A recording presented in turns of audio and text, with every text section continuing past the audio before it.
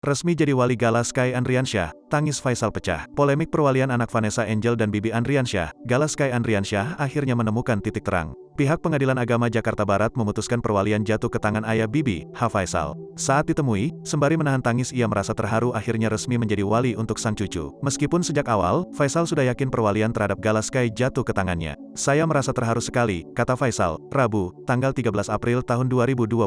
Namun akhirnya tangis Faisal pecah ketika mengingat perjuangan selama 5 bulan belakangan. Ia menegaskan, apa yang dilakukan semata-mata untuk menjaga cucunya. Saya merasa terharu sekali, karena perjuangan ini memakan waktu yang sangat panjang, tutur Faisal. Padahal niat dan tujuan saya baik, niat saya hanya ingin menyelamatkan cucu. Perjuangan 5 bulan, pikiran dan biaya yang saya keluarkan juga gak tanggung-tanggung, ucapnya. Selain itu, yang membuat Faisal terharu adalah prosesnya untuk mencapai keputusan hari ini.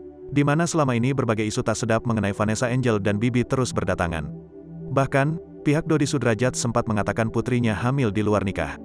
Itu yang membuat saya kecewa, merasa terharunya bercampur aduk, tambahnya.